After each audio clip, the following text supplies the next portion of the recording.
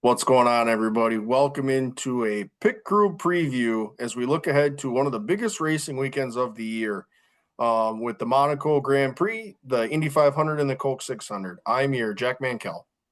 I'm your tire changer Cam. And I'm your gas man, Cam. So we're going to go ahead and take a dive into these three massive races for the weekend. So I think we'll just go ahead and take them in timing order, question mark, and we'll go ahead and jump into the Monaco Grand Prix, which starts bright and early. Yeah, So so Monaco, definitely one of the more prestigious Formula One races on the year. Is always one of crown jewel races. For being a prestigious race, it's kind of gotten a reputation for being a little bit of a boring race. But it comes with its challenges. The track is very narrow, being street circuit and just how tight Monaco is as a city.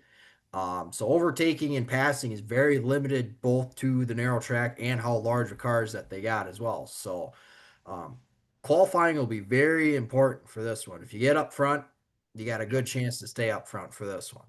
that's what I was going to say. Qualifying will be your chance to get yourself track position right out of the gate, knowing that passing is going to be so tough. Yep. Another twist to this one as well is that Formula One usually only mandates one pit stop for all of its races. They're mandatory two pit stops for this one to hopefully kind of mix it up a little bit, make strategy a little bit of a play, and bring that interest or intrigue and I guess action to this race as well. So don't be surprised if you see some short pitting, some different pit strategies going into play. Um, yeah, gonna be a big one. So, like I said, gonna be a interesting race to see how that plays out. This is also a pretty with the tight quarters. You also get a lot of contact for this one. So if anybody wrecks, blocks the track, could have a lot of guys pile up depending where you're at as well with this one as well. So we talked about it being early. When does the green flag actually drop? So this is an 8 a.m. Central race, which is actually pretty convenient for us this time around. So Absolutely. Cool. Well, Iron, your race pick was Max Verstappen, so yep, yep, I'm pretty going with that pretty one. pretty steady Eddie pick there. Yeah, with him Um, running so good at Imola last week with the upgrades that they had, I think he's just going to go out, put a blistering lap down in qualifying, and he's going to stay up front. cool. So let's go ahead and Oh, jump into the next big one, being the Indy 500. I think there's going to be a large set of eyes on this in terms of the NASCAR side as well. When we talk about Kyle Larson trying to pull off the double, but outside of Larson, what other storylines are we keeping an eye on? yeah, so the big one here is that you got a rookie on the pole for the first time in 43 years. Robert Schwartzman is in his first true oval race with a brand new team in Prima Racing. I mean, that in itself is a big storyline. Winning the pole for the Indy 500 is huge. And then obviously there was the Penske situation that came out of it after qualifying, where Newgarden and Power will be starting in the back, which we learned a little bit more about some organizational changes after this one, after that as well. Yeah, obviously, Penske has made some statements in terms of releasing some employees of their duties.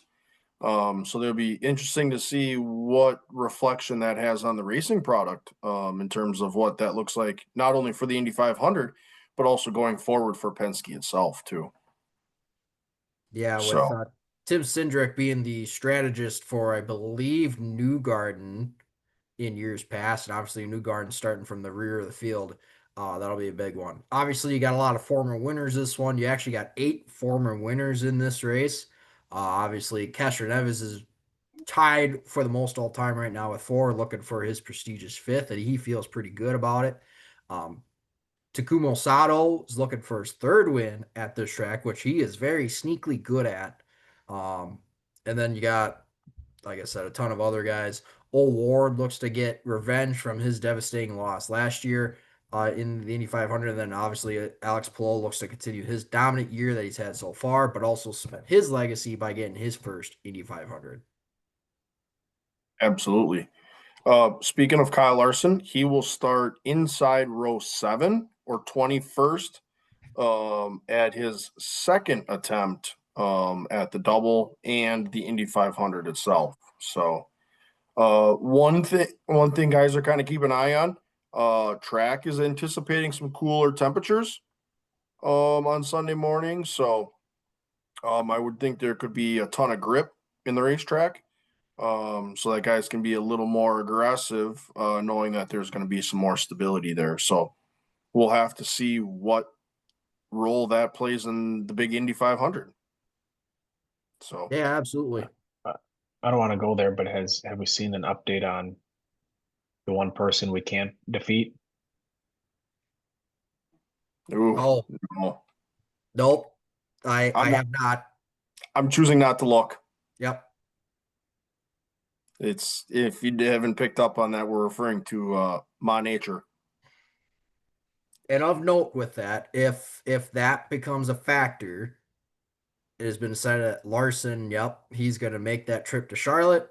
NASCAR's priority. Tony Kanaan would be his replacement then in that one. Which, if that comes to it, um, it needs to be done at the beginning of the race. Something I learned listening to the Dale Jr. podcast is whoever starts the race has to end the race essentially. So if Larson gets yanked early from the car, that car is retired. Got it. Okay. So if the decision is going to be made pre-race, whether Larson races or not. Yep. You're either in or you're out. Yep. Wow.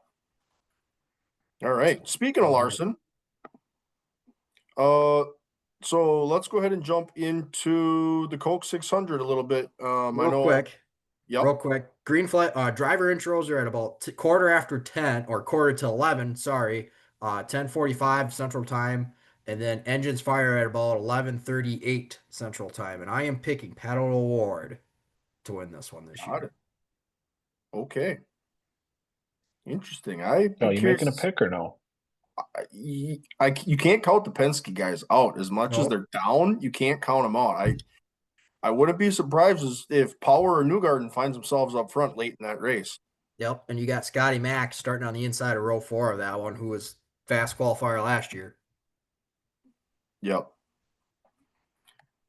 Cool. So let's go ahead and jump into the Coke 600 quick. I know we've kind of already made some race picks ourselves. We'll touch on those in our last episode of the Tuesday Track Talk. But so let's just kind of talk a little bit about last year, momentarily, briefly, and then we'll jump into some storylines for this year. So last year was rain shortened. And then when we talk about the double, Justin Allgaier started the 5 car. So not a ton to go off of from last year, being they rained out partially through. But what other storylines are we looking at going into the Coke 600? I mean, you want to talk about a headliner off script? We got a local. Derek Kraus announced he's hopping in for is it the New York racing team? Yep. In Yeah, Illinois 44s. racing team. Yep. So looking forward to that. That'll be cool to see a local Wisconsin kid at 23 years old hopping in there. But outside of that, the next gen car has made this race a pretty solid race, and the Charlotte Oval, just good racing in general. And so, obviously, the longest race of the year, and so this is a true test of driver and equipment. So, um, it's going to be interesting to see long race like this, what strategies are going to play out and how you're going to split this thing up and what you're going to do. And so, um, yeah, it is. It's going to be a good race. It is. I feel like this is one of the. I don't know if you want to call it one of the biggest events of the year. It's a Crown crown Jewel jewel. race. Yep. Crown jewel. So this is definitely one up there that I feel like every driver's got on the checklist of races to win. So this is going to be a good race. Yeah, kind of talking on the length of the race. Yes, it's the longest race of the year, but the stages shake up in an interesting way. Straight 100-lap segments. Yep. So it'd be And you interesting to get a see. You just know what you're getting stage wise. So I was very gonna say you get straightforward. a third fourth, however you want to look at it, a third break, a fourth stage, Yep. basically. So, Yeah, so that gives guys another opportunity to kind of flip the script. I did see that they said they're giving the teams 13 sets of tires. oh, wow. So lots of rubber at your disposal in terms of you want a fresh set, you probably got a set. So Yep. um yeah, kind of what Not other only story? that too, but Yep. I don't really have another storyline, but I was gonna say too, this is outside of Daytona. This is the first again race under the lights too. And I don't know what it is, but cars just under the lights just Oh, yeah. so Yep. it yeah, it's just awesome when you know wherever you're at to be eating supper, green flag at roughly 5:10, eating supper, hopefully grilling out and being able to kick back and go 600 miles for the longest race of the year under the lights too. And it's just like America. And you don't have to get up early for work on Monday either. Yep. Bingo. So And of note too, this is where Amazon Prime is making their NASCAR Cup broadcasting debut. So plan accordingly. This is the first of Amazon Prime's run of broadcasting NASCAR Cup Series races. Yep. yeah, so we'll kind of have to see what the broadcast looks like in terms of Amazon Prime. So cool. Let's go ahead and touch on race picks. We made those in our last episode of the Tuesday Track Talk. Cam, you had Byron. I myself picked Ryan Blaney, and then Cameron had Hamlin. So those are the Any three guys that we will any be keeping. waffling or no? Me? Yeah. No, I just worry about the pistons and rods and the internal components of the motor, but the speed will be there for sure. And getting right hurt and getting right hooked. That too. The speed will be there. The speed's not a question. No. So For me with the Hamlin pick, we just got to steer clear of Chase Elliott, and we're rocking and rolling. yikes. Oh man. And then Van Grohl, you just picked the steady Eddie and William Byron. Yep. So Hendrick can show up for this race. I feel like it's right. Obviously, it's in everybody's backyards, but I mean that's one he's taken pride in for a long time, and I think he wants back in victory lane for that. absolutely. Well, any other kind of final storylines or abbreviations for the weekend? Green flag is at about 5:10, 5:15 Central Time for the Coke 600 as well. But no, one of the greatest days in motorsports. Obviously, this weekend is a big weekend as well with a ton of racing. No shortage of it. Check out the schedule on our socials for that. But tune in for these ones. These are all great ones. No, like you said, I think this is America and one of the best racing days in of the year. And like you said, it's going to be. I'm hoping that the double goes well for Kyle Larson. Hopefully, he's able to pull it off and run well in both what he does and in both races. And man, that is going to be just a spectacle to see what he can do again in his second go around. So fired up for that. The Indy 500 is just a spectacle in itself, and then with a little nightcap under the lights at Charlotte, it's going to be just looking forward to this day in general. So yeah, let's go racing.